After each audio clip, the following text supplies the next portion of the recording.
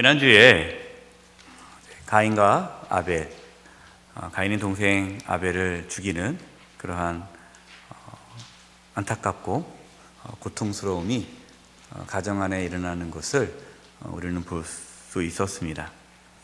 아담과 하와가 범죄함으로 그 죄가 확산되는 것을 알 수 있죠. 그래서 이제 아담과 하와가 가정 안에 죄가 가득해서 동생을 죽이는 그러한 죄악을 범하게 되었고요. 이제 그 죄가 더 확산되어서 땅에 가득하게 되었습니다. 이제 사회가 악으로 가득하게 된 거죠.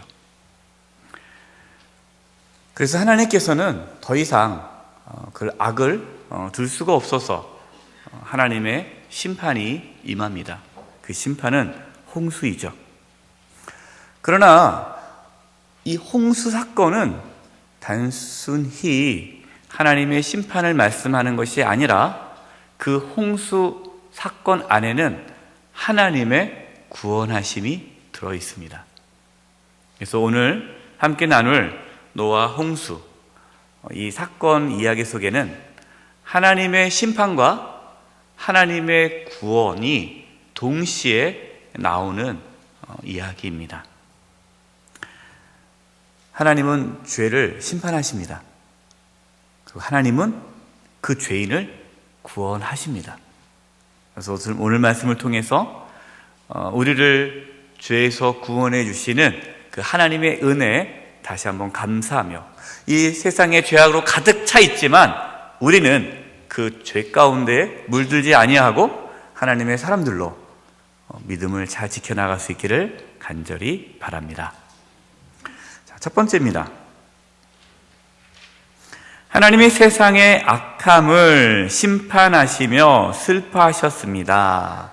첫 번째 명제이죠. 하나님이 세상의 악함을 심판하시면서 슬퍼하셨다라는 거죠. 하나님께서는 세상을 심판하심으로 끝나는 것이 아니라 하나님께서 세상을 심판하시지만 또 그 마음 가운데서는 슬픔이 있다, 안타까움이 있고 고통이 있으시다라는 것이죠. 하나님의 사랑입니다. 이제 구체적으로 보겠습니다. 1번, 사람이 악함이 어떻습니까? 사람이 얼마나 악한지 말씀하고 있는데요, 창세기 6장 5절 말씀을 읽겠습니다. 시작. 여호와께서 사람의 죄악이 세상에 가득함과 그의 마음으로 생각하는 모든 계획이 항상 악할 뿐임을 보시고.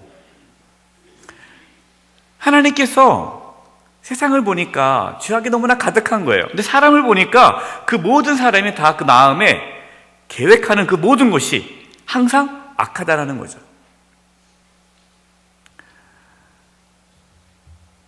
로마서 3장 10절입니다. 교재는 없습니다. 여러분들께서 로마서 3장 10절이라고 쓰시고 집에 다시 한번 이렇게 묵상하시면 됩니다. 제가 읽어드리겠습니다. 로마서 3장 10절. 의인은 없나니 하나도 없으며 깨닫는 자도 없고 하나님을 찾는 자도 없고 다 치우쳐 함께 무익하게 되고 선을 행하는 자는 없나니 하나도 없도다. 이것이 인간의 모습이죠. 우리가 하나님을 모르기 전에, 하나님을 알기 전에 우리가 죄를 짓고도 그게 죄인이를 모릅니다. 죄를 짓는데 그것이 왜 죄냐라고 따지죠. 저도 그랬습니다. 예수 믿기 전에 죄를 지어도 그것이 죄라고 생각하지 않아요. 왜냐? 다 그렇게 살아가잖아요. 모든 사람이 다 그렇게 살아가니까. 그래서 걸리면 죄고 걸리지 않으면 죄가 아닌 이 시대에 살고 있는 거 아닙니까? 네. 나만 그렇게 사냐는 거죠. 나만. 다 그렇게 하는데. 그렇기 때문에 죄를 지어도 그것이 죄라고 생각하지 않는 거고, 또 뭐라고 하면은 그거 갖고 그러냐고, 아무것도 아닌 것 같고, 왜 이렇게 민감하냐고, 왜 이렇게 당신만 의롭냐고, 다 그렇게 사는 거라고 하면서 세상은 죄에 대해서 관대하고 죄에 대해서 심각하게 생각하지 않습니다. 그것이 원래 인간의 죄악된 모습이죠. 이것이 가장 무서운 겁니다. 죄로 알 수 있는 것이 은혜입니다. 내가 죄를 지었다는 것을 깨달아야 하나님의 구원을 받을 수 있습니다. 근데 안타까운 것은 심지어 교회 안에 계시는 분들도, 성도님들 중에도, 교회 나오시는 분들, 신앙생활 하시는 분들, 그분들 중에도 죄를 짓고도 그것이 죄라고 생각하지 않는 것이 문제이죠. 세상을 따라가고 술 취하고 방탕하고 속이고 거짓하고 미워하고 정죄하고 판단하고 수군거리고 함부로 대하고, 하나님께서 말씀하시는 그런 죄악의 모습들이 우리 삶에 여전히 있는데 그것에 대해서 우리는 죄라고 여기지 않고 살아가는 것, 그것이 문제인 거죠. 사람이 그렇다는 것입니다. 사람의 악함이 항상 악한데, 모든 계획이, 그 마음을 생각하는 것이 모두 악한데 그것에 대해서 자기가 죄를 짓고 있다는 것을 깨닫지 못하는 것이죠. 만약에 내가 죄를 깨닫는다면, 내가 죄인이구나를 깨닫는다면 하나님께 나아갈 것입니다. 하나님께 회개하겠죠. 하나님의 은혜를 구할 것이고 구원을 구할 텐데 죄를 깨닫지 못하기 때문에, 이것이 익히 살아가는 것이 당연한 거고 정상적이기 때문에 하나님을 찾지 않는 겁니다. 저와 여러분은 죄를 지을 때마다 내가 죄를 지었구나 깨달을 수 있기를 바랍니다. 두 번째, 하나님은 왜 한탄하십니까? 창세기 6장 6절과 7절입니다. 시작. 땅 위에 사람을 지으셨음을 한탄하사 마음에 근심하시고 이르시되 내가 창조한 사람을 내가 지면에 쓸어버리되 사람부터 가축과 기는 것과 공중의 새까지 그리하리니 이는 내가 그것들을 지었음을 한탄함이니라 하시니라. 아멘. 우리가 여기서 오해할 수 있어요. 오해가 뭘 오해하냐? 이제 3번하고도 이어지는데요. 하나님께서 한탄하셨다. 이것을 하나님께서 후회하신 거로 이렇게 오해하십니다. 한탄하고 근심한다. 그러니까 이렇게 얘기하죠. 아니, 하나님께서 전지전능하신 분인데 인간이 죄일 줄 모르셨나? 그 알고 나면 뭐 인간을 만들지 말든가, 죄 안 짓게 만들든가. 만들어 놓고 나서 왜 또 한탄하실까? 하나님께서 전지전능하신다는데 그걸 왜 모르셨지? 우리는 그렇게 생각할 수 있죠. 근데 여러분, 이것은 부모의 마음을 보면 알 수 있습니다. 부모님. 자, 부모가 자식이 잘못된 길을 걸어갈 때 부모의 마음이 어떻습니까? 괴롭죠. 속상하죠. 안타깝죠. 왜 그런 겁니까? 사랑하기 때문에 그러는 거예요. 사랑하기 때문에. 하나님께서 한탄하신다, 근심하신다. 이 한탄과 근심이 그냥 본인이, 하나님 스스로 내가 잘못 만들었네, 인간을. 잘 만들 걸. 그렇게 뭔가 자신이 한 것에 대한 후회, 그것이 아니라 그 하나님의 형상으로 만들어진, 그 하나님의 형상으로 만들어진 인간이 죄로 인해서 그의 삶이 무너지고 파괴되어져 가는 모습 보면서 안타까워하시는 것이죠. 사랑하니까. 그래서 부모가 마치 자식을 사랑하는 마음으로 바라보면서 안타까워하듯이 하나님은 이 세상에 죄악이 가득한 인간을 보면서 한탄하시고 근심하신다라는 것이죠. 하나님의 사랑입니다. 이러한 한탄, 이러한 근심, 이러한 하나님의 마음으로부터 나온 것이 긍휼이에요. 긍휼. 하나님의 긍휼. 하나님께서 저와 여러분을 긍휼히 여겨주십니다. 하나님의 사랑이에요. 저와 여러분이 구원을 받는 것은 하나님의 긍휼로부터 시작된 거죠. 하나님께서 저와 여러분을 사랑하기 때문에 우리를 구원해 주신 겁니다.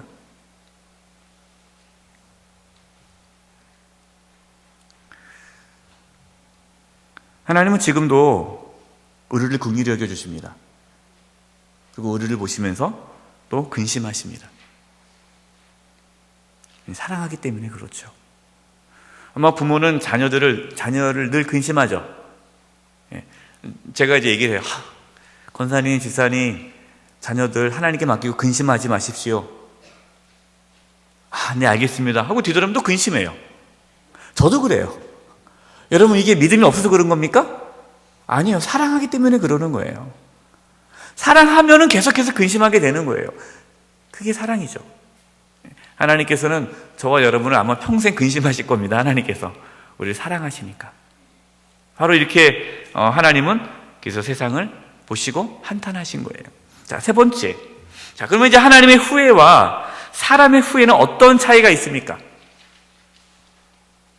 성경에 보면은 하나님께서 후회하지 않으신다라는 말씀이 있고 또 하나님께서 후회하신다는 말씀이 있어요.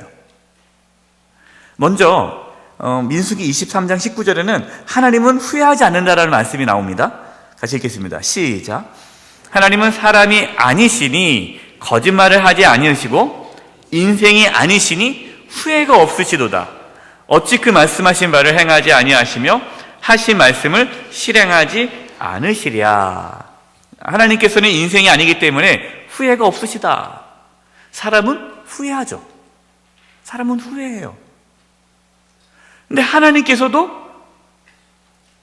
성경을 읽어보니까, 말씀 보니까 후회하신다는 말씀이 나와요. 대표적인 게 어디에서 후회한다고 그럽니까? 사울 왕을 세울 때. 하나님께서 사울 왕을 세운 것을 후회하신다는 말씀이 나옵니다.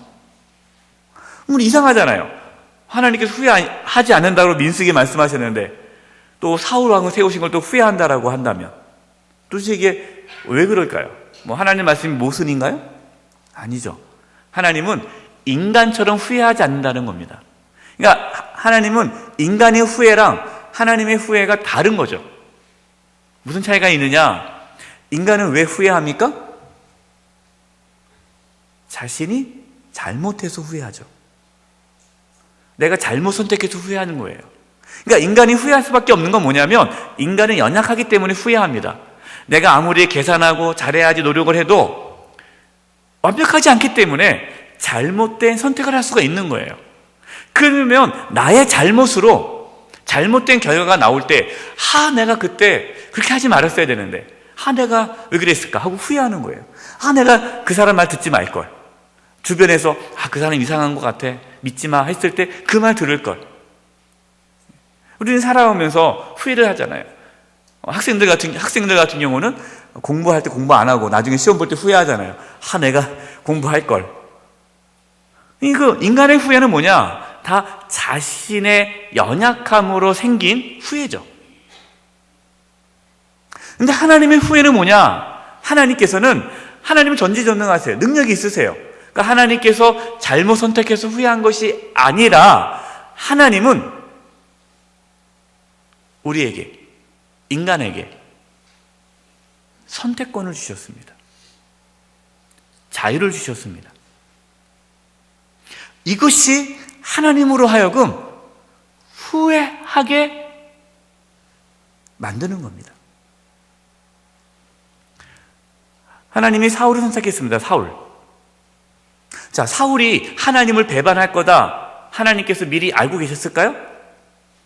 만약에 하나님께서 사울이 하나님을 떠나가도록 그렇게 만드셨다면 하나님은 후회하지 않겠죠. 인간을 그렇게 모든 것을 다 자유 없이, 선택 없이 하나님께서 로봇처럼 다 만드셨다면 하나님은 사울을 선택하지 않았겠죠. 완벽한 다윗을 선택했겠죠. 근데 하나님은 사울을 선택했습니다. 그것은 뭡니까? 사울은 선택할 수 있는 자유가 있는 거예요. 내가 어떻게 살아가느냐에 따라서 삶이 달라지는 거죠.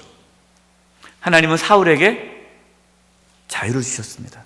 그러면서 하나님을 의지하라고, 하나님 말씀에 순종하라고 계속해서 말씀하시는 거죠. 그렇게 되기를 바라셨죠. 그것을 기대하셨죠. 하나님께서 사울 왕에게 그러한 자유를 준 겁니다.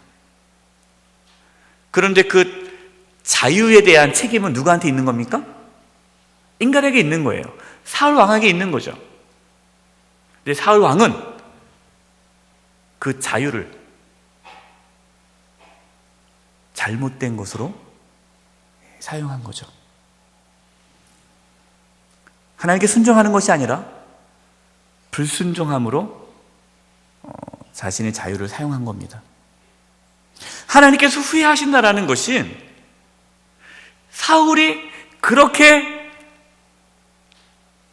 하나님의 말씀에 순종하지 않고 불순종함으로 하나님께 버림받을 수밖에 없는 삶을 산 것에 대한 안타까움이 있어서 그것을 후회하시는 거예요. 그렇게 살지 않았으면 좋았을 텐데 왜 그렇게 살았니 사울아? 그래서 하나님은 지금도 후회하십니다. 그 말은 뭐냐면 하나님은 지금도 우리에게 자유를 허락해 주셨다는 거예요. 우리 각 사람에게요, 하나님은 자유를 주셨습니다. 우리가 어떻게 선택하느냐에 따라서 우리가 믿음의 길을 걸어가느냐 아니면 불순종의 길을 걸어가느냐에 따라서 우리의 삶이 달라집니다. 저번에 말씀드렸듯이 우리의 삶은 운명론이 아니에요.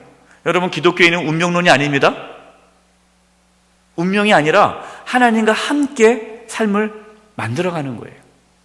그래서 우리가 오늘도 내일도 순간순간 하나님 말씀에 순종하며 나아간다면 우리의 삶은 하나님께서 후회하지 않는, 하나님을 기쁘시게 하는 삶을 살아가게 될 것입니다. 그러나 우리 앞으로의 삶에 불순종을 선택하고 하나님을 배반하기 시작한다면 하나님은 우리를 보시면서 후회하십니다. 바로 이것이 하나님이 우리에게 주신 자유이기 때문이에요.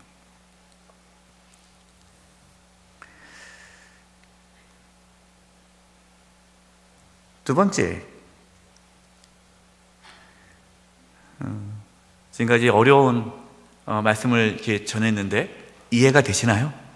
이 성경 공부니까 하나님의 후회와 인간의 후회가 다르다는 것에 대한 정확한 이해가 안 된다 하시는 분들은 나중에 개인적으로 물어보십시오. 아니면 우리 목사님들에게 물어보시면 될 것 같아요. 많은 분들이 이 부분에 대해서 잘 모르기 때문에 하나님께서 후회하지 않는다고 했는데 또 성경 보니까 또 후회하시네?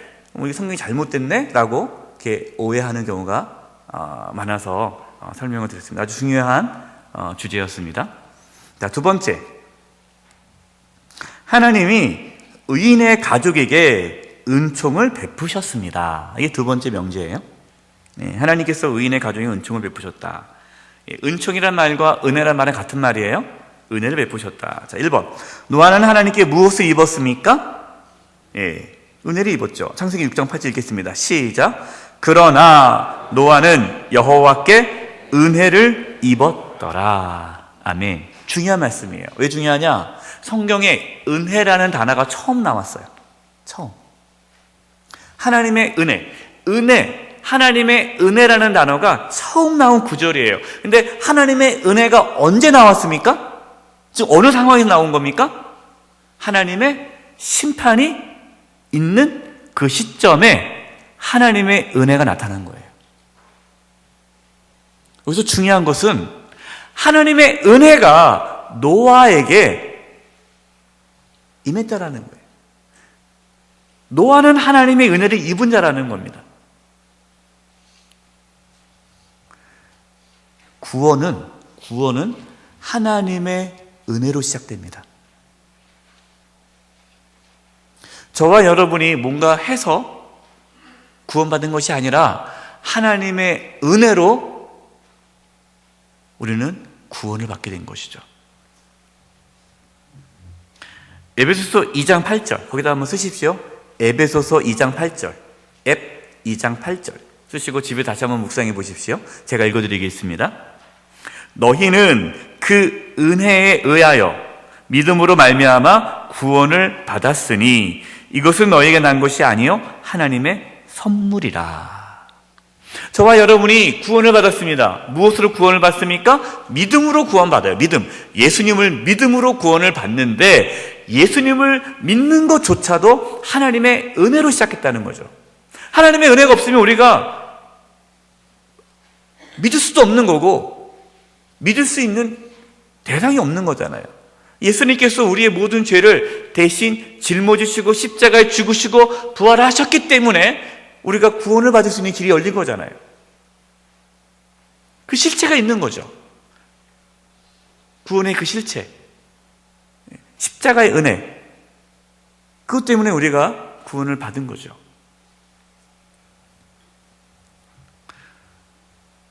노아가 구원을 받은 것도 하나님의 은혜가 있었기 때문이에요.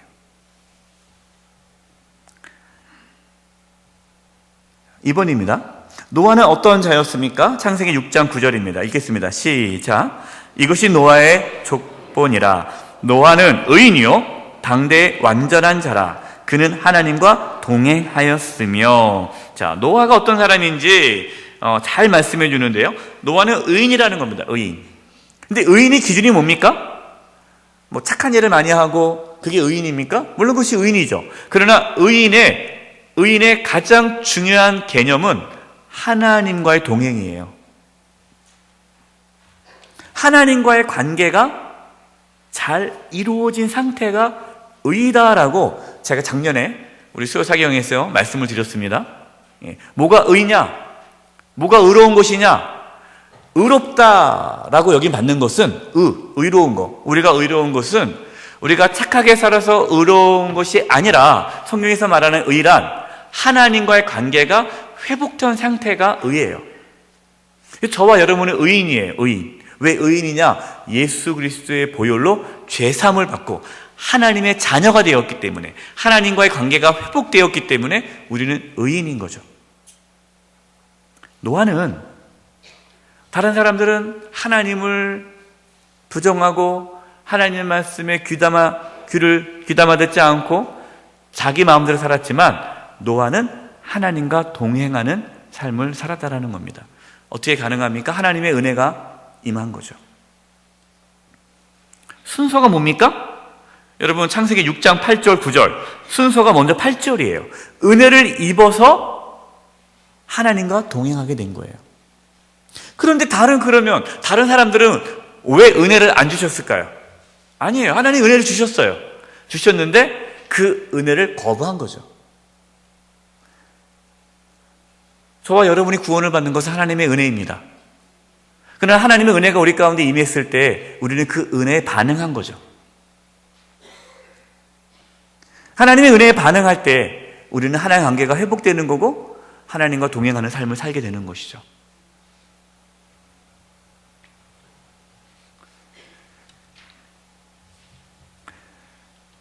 자, 세 번째입니다.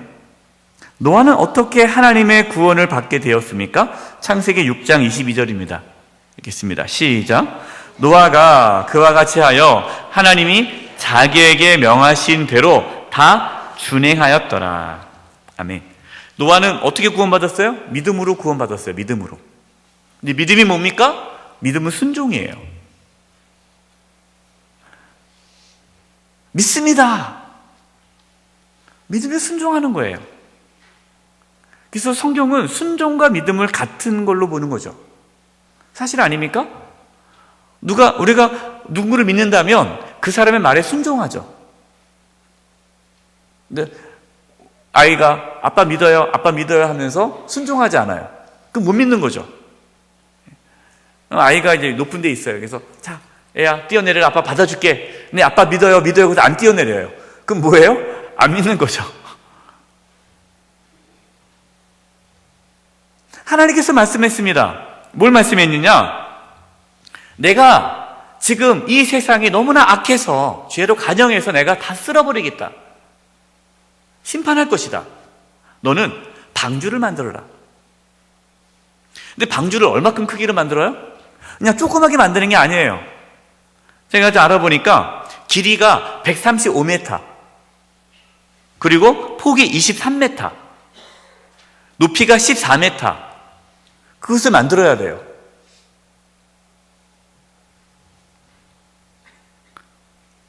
해변가에 만드는 것도 아니고 산에다가. 제가 계산해 봤습니다. 얼마나 만들었는가? 그 걸리는데 얼마 걸렸을까? 성경에는 정확히 나오지 않아요. 얼마나 걸쳐서 노아와 방주가 만들어졌는지. 그러나 대략 한 70년에서 80년이라고 생각합니다.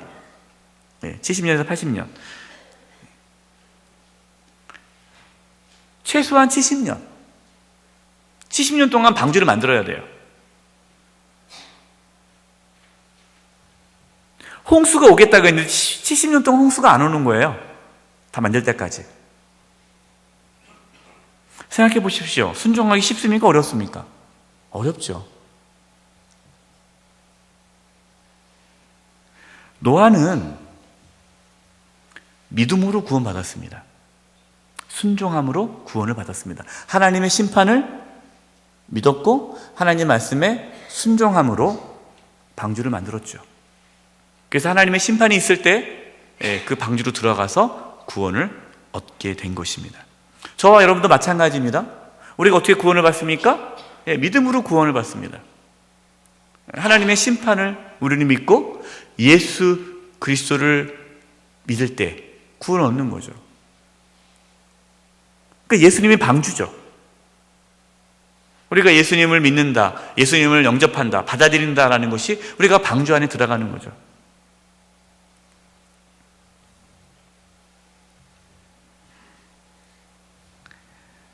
히브리서 11장 7절입니다. 같이 읽겠습니다. 시작. 믿음으로 노아는 아직 보이지 않는 일에 경과하심을 받아 경외함으로 방주를 준비하여 그 집을 구원하였으니 이로 말미암아 세상을 정죄하고 믿음을 따르는 의의 상속자가 되었느니라. 아멘. 자, 믿음으로 노아는 방주를 준비했어요. 그래서 믿음을 따르는 의의 상속자가 되었다.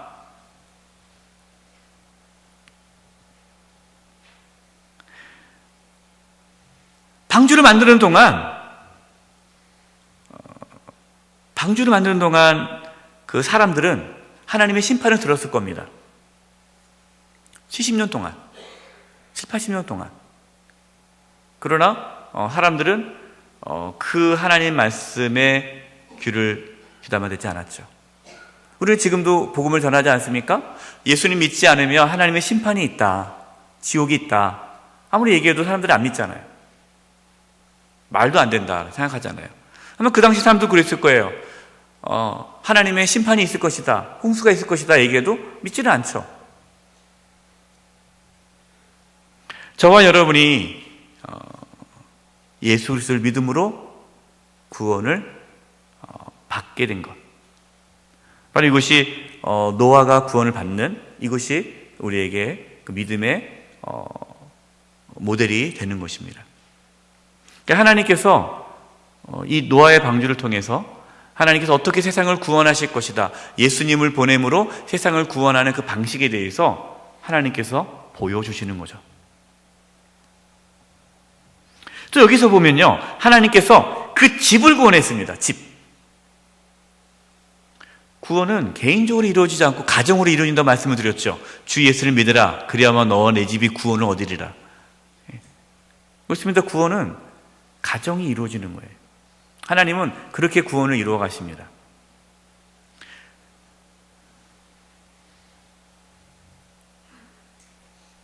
자, 세 번째, 하나님이 노아의 가족에게 사명을 위임하셨습니다. 이게 세 번째 명제예요. 하나님이 노아의 가족에게 사명을 위임하셨어요. 1번, 노아와 가족들에게 어떠한 사명을 주셨습니까? 창세기 9장 1절 시작. 하나님이 노아와 그 아들들에게 복을 주시며 그들에게 이르시되 생육하고 번성하여 땅에 충만하라. 여러분 많이 보던 사명이죠. 하나님께서 세상을 창조하시고 아담과 하와를 만드신 다음에 아담과 하와에게 주신 명령이에요. 그러니까 홍수, 이 홍수는 인간의 죄로 말미암아 망가진 이 창조의 질서를 다시 회복하는 하나님의 노력이 홍수예요.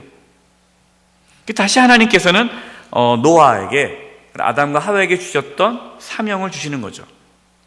여기서 생육하고 번성하여 땅에 충만하라는 것이 단순히 어떠한 생리적인 그런 말씀이 아니라 하나님의 나라를 이루라는 거죠. 하나님의 나라, 하나님의 통치, 다스림. 너희가 이 세상을 하나님의 뜻 가운데서 잘 다스려라. 더 이상의 죄악이 관영하지 않도록 하나님 말씀에 순종하며 살아가도록 믿음의 가정을 만들어라.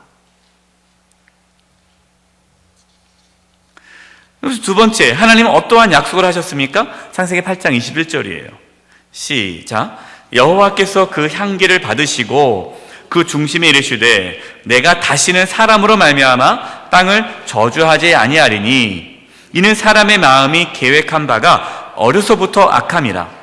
내가 전에 행한 것 같이 모든 생물을 다시 멸하지 아니하리니. 아멘. 하나님께서 약속을 하셨어요. 무슨 약속이냐? 사람이 어렸을 때부터 악하다. 날 때부터 악하다. 하나님은 아신 거죠. 인간이 악하다라는 것을. 그러니까 아무리 하나님의 말씀에 순종하라고 말을 해도 또 인간은 죄를 지을 수밖에 없는 연약한 존재라는 걸 이미 안 거예요. 그래서 하나님께서는 그래서 인간을 그때마다 막 이렇게 물같이 홍수로 심판했듯이 다 쓸어버리고 다시 하지 않겠다. 이 말씀은 하나님께서 이제는 구원의 약속을 주신 거죠.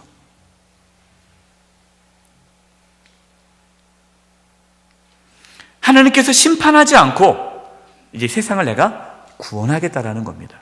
그것이 언제 이루어집니까? 예수님을 이 땅에 보내심으로 이루어지죠. 그래서 예수님께서 이 땅에 오셨을 때 하신 말씀이 유명한 말씀 있잖아요. 요한복음 3장 16절 17절. 거기도 쓰세요. 요한복음 3장 16절 17절. 그리고 집에서 이 말씀을 붙잡으시기 바랍니다. 제가 읽어드리겠습니다. 하나님의 세상을 이처럼 사랑하사 독생자를 주셨으니 이는 그를 믿는 자마다 멸망하지 않고 영생을 얻게 하려 하심이라. 하나님이 그 아들을 세상에 보내신 것은 세상을 심판하려 하심이 아니요 그로 말미암아 세상이 구원을 받게 하려 하심이라. 아멘. 하나님께서는 세상이 악하다는 걸 아셨고 인간이 남에서부터 악하다는 걸 아셨어요.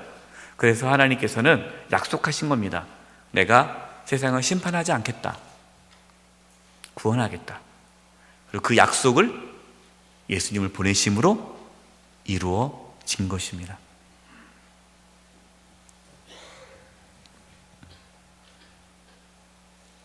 세 번째, 우리에게는 어떠한 사명이 있습니까? 베드로서 2장 5절입니다. 읽겠습니다. 시작. 옛 세상을 용서하지 아니하시고 오직 의를 전파하는 노아와 그 7 식구를 보존하시고 경건하지 아니한 자들의 세상에 홍수를 내리셨으며. 자, 베드로 사도는 성도들에게 이렇게 얘기하는 거예요. 노아가 의를 전파했다. 나 말씀했듯이 70년, 80년 노아를 방주를 지으면서 노아가 계속해서 얘기했죠. 하나님의 심판에 대해서. 너희들이 이 하나님의 말씀을 듣고 회개하면 살 것이다. 계속 전파했어요. 지금도 마찬가지라는 거죠. 우리가 지금 그 시대에 살고 있는 거, 우리가 노아의 시대에 살고 있는 거와 마찬가지예요. 하나님의 심판이 올 것입니다. 예수님께서 다시 이 땅에 오실 때에 세상은 이제 하나님의 심판을 받게 될 것이죠. 지금 우리는 임박한 정말 이제 예수님의 오심을 준비하고 있는 시점이에요. 그럼 우리는 어떻게 해야 됩니까? 우리가 노아가 그 하나님의 심판을 준비하듯이 우리도 준비하면서 주님 오심을 준비하면서 아직 전혀 모르는 사람들에게 복음을 전해야죠.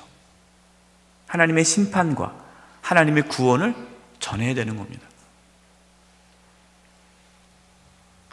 마가복음 16장 15절이에요. 너희는 온 천하에 다니며 만민에게 복음을 전파하라. 이것이 저와 여러분의 사명이에요.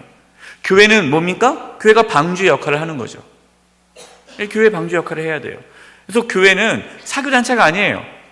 그래서 교회 공동체를 통해서 예수님을 믿고 구원을 받아야 돼요. 교회 공동체 안에서 예수님을 만나야 되는 거죠. 이 복음이 있어야 돼요. 그래서 복음을 상실한 교회는 교회가 아니에요. 우리 교회가 복음이 살아있는 교회 되기를 바랍니다. 예수님을 모르는 자들이 우리 교회에 들어와서 예수님 믿고 구원받는 그 놀라운 역사가 있기를 바랍니다. 우리의 사명은 믿지 않는 가족들, 믿지 않는 이웃들, 친구들 초청하는 거예요. 와서 보라, 와 보라, 함께 가자.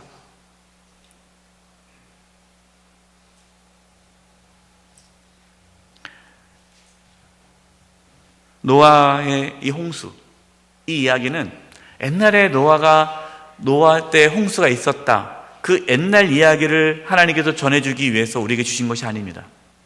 우리는 지금 노아의 시대에 살고 있어요. 주님 오심을 우리는 준비해야 되고, 우리 끝까지 예수님을 붙잡아야 되고, 예수님 안에 있을 때, 방주 안에 있어야 구원을 받듯이 우리가 예수님 안에 있어야 구원을 받는 거고, 아직 하나님의 심판이 임하기 전에 우리 사람들에게 예수님을 전함으로 방주 대신 예수님에게로 다 초청하는 그러한 마지막 때의 이 귀한 사명 감당하는 저와 여러분 되기를 간절히 축원드립니다. 기도하겠습니다. 하나님, 저희가 이 마지막 때에 정신 차리고 깨어 기도하게 해주시고, 저희가 예수님 안에서 구원의 확신 가운데 주님 오심을 준비하며 살게 해주시며, 아직 예수 믿지 않는 우리의 가족들, 친지들, 이웃들 주님께로 인도할 수 있는 저희들 되게 해 주시옵소서. 예수님의 이름으로 기도드립니다. 아멘.